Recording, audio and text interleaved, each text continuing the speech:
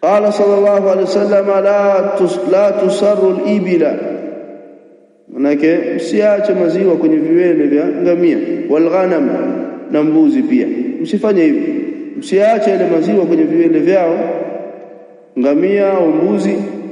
Famani bitaaha ba'du, lakini sasa hukumu, yule atakaye nunua baada ya kufanyiwa hivyo, fahuwa bi khairi nadharain, wa dalili ni hapa, basi huyo atakuwa juu ya khiari au kheri ya mitizamo miwili.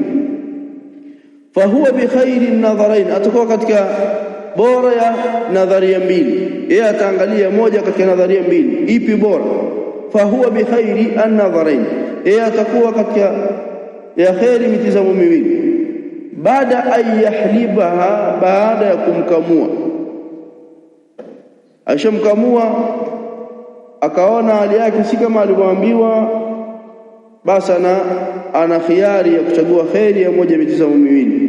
Baada ya kuwa ameshamkamua, inshaa amsakaha, akitaka abaki naye. Inshaa amsakaha, akitaka atabaki naye. Ukiamua basi alhamdulillah, una shida, lakini ukabaki naye. Wa inshaa raddaha, na akitaka atamrejesha. Lakini wakati unamrejesha ili upewe pesa yako, akasema Mtume sallallahu alaihi wasallam, wa saa min tamrin, na pishi ya tende. Atarudisha yule aliyemrudisha yule mnyama, atamrudisha pamoja na pishi ya tende au kitu fulani. Kwa nini? Kwa sababu ya kufidia yale maziwa ambayo yalikuwepo katika hali ya kuuza. Yale maziwa ambayo yalikuwepo wakati anauza, anayafidia kwa kitu, kama ni pishi ya tende au ni mchele au ni pesa, atalipia. Kwa hiyo atalipia kwa sababu amemtoa katika hali yake ile ya kwanza. Muttafaqun alayhi. Wa fi lafdhin fa huwa bil khiyari 3 ayyam, katika lafdhi nyingine yeye atakuwa katika khiyari ndani ya masiku matatu. Aangalie ndani ya siku tatu amrejeshe au abaki naye. Wa idha ishtara ma'iban, lakini pia kuna sababu nyingine katika hizo sababu, akasema na ikiwa mtu atanunua kitu chenye kasoro. Wa idha ishtara ma'iban, ikiwa mtu atanunua chenye kasoro, lam yu'lamu aibuhu, haikujulikana kasoro yake. Kwa baadaye amejua, baadaye amegundua kile kitu kilikuwa kina shida kile. Falahu alkhiyaru baina raddihi wa imsakihi, ana yeye khiyari. Kwa bila kujali kwamba sasa wewe ulisema hii gari ije, mfano wake imekuja sawa, lakini sasa nimegundua kuna shida ipo, kwa kuna khiyari, kwa sababu umeuziwa kitu chenye kasoro, na labda wakati mwingine hukumwambia pia.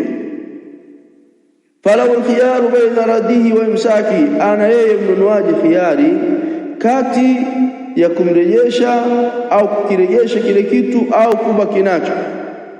Fa in ta'adhara radduhu ta'ayyana arshuhu, ikishindikana kurejesha basi itakuwa lazima arshi yake, yani ilipiwe arshi yake. Arshi ni mali kama fidia tuseme, kwa maana fidia ya labda gari hii ikiwa nzima yauzwa milioni 10, lakini wewe umeniuzia milioni 10 na yenyewe ni mbovu, au umeniuzia milioni 9 afwan umeniuzia milioni 10 na yenyewe ni mbovu, taayana arshu. Kwa hiyo kuna pesa inabidi ipungue pale, utarudisha pesa fulani pale. Basi sawa, tufanye kumuuziana kwa milioni 8, chukua milioni 2, imeleka. Taayana arshu, itainika, italazimika kutoa arshi yake kama fidia ili irudi katika bei yake halisia. Kwa wataangalia inauzwa vipi, baada ya hapo ikiwa katika hali yake inauzwa vipi, alafu baadaye tutafidia.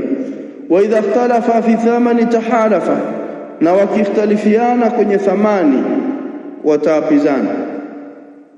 Wamekhtalifiana wauzianaji wawili katika thamani, basi wataapizana. Ana nilikuuzia shilingi ngapi? Sio bei hii, uniuzia hivi. hapana, mimi nilikwambia shilingi milioni kadhaa, hapana, nilikuuzia kwa milioni hii. Wataapizana. Walikulli minhuma alfasqu, na ana khiari pia. Kwa hiyo walikulli minhuma, na ana khiari kila mmoja katika wao kuivunja biashara. Kwa hiyo hii pia ni khiari nyingine. Khiari sababu yake ikhtilafu almutabayi, kule kukhtalifiana kwa bei. Watu wafanya biashara wamekhtalifiana, basi pia wataapizana, lakini watakuwa na khiari, ima waamue kubaki au kuvunja ile biashara.